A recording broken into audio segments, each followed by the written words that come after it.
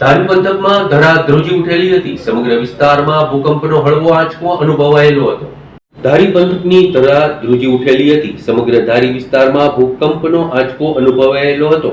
ધારી શહેર સહિત આજુબાજુના ગામડાઓમાં ભૂકંપનો આંચકો અનુભવાયેલો હતો। ગાંધીનગર સિસ્મોલોજીકલ વિભાગ દ્વારા જમીનમાં બ્લાસ્ટ થયો હોવાનું જણાવવામાં આવેલું હતું।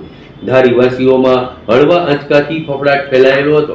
1 રિક્ટર સ્કેલ નીચે બ્લાસ્ટ થયેલો હોવાનું સિસ્મોલોજી વિભાગે પુષ્ટિ કરેલી હતી। જમીનના પડમાં હલનચલન સાથે બ્લાસ્ટ થયો હોવાની સિસ્મોલોજી તંત્ર દ્વારા માહિતી આપવામાં આવેલી હતી।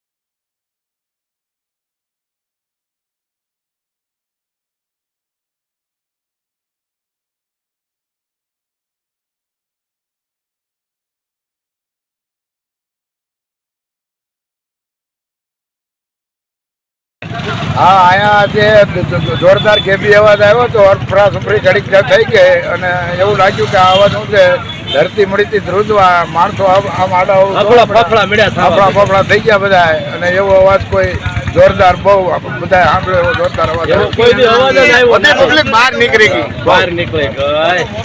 રેડી ને ધારીમાં 10 થી 15 મિનિટ પહેલા એવો અવાજ આવ્યો કે લોકો બધા ત્રાહીમામ થઈ ગયા, દોડીને બજારમાં નિહરી પડ્યા। અમે પણ ત્રાહીમામ બકાલું વેચતા થઈ ગયા છે। અમે પછી રોડ માથે આવી ગયા। બોલો એવો અવાજ આવ્યો કુદરતી। ધન્યવાદ। ધારી યોગી ચોકમાંથી બોલી રહ્યો છું। થોડીક વાર પહેલા અહીંયા ભૂકંપનો હળવો આંચકો આવેલો હતો। મારી લારી પણ થોડી હલેલી હતી। હું વેપાર કરતો હતો, ગ્રાહકને પણ એવું મહેસૂસ થયું હતું ત્યાં ભૂકંપનો આંચકો આવેલો છે। કઈ રીતના હમણાં કેટલાક ગ્રાહક મારી પાસે 1-2 ગ્રાહક ઉભા હતા તો એ લોકોને એવું થયું કે વસ્તુ થોડી ઘણી હેલી, લારી પણ હેલી હતી અને જોરદાર ધડાકો પણ સંભળાણો હતો।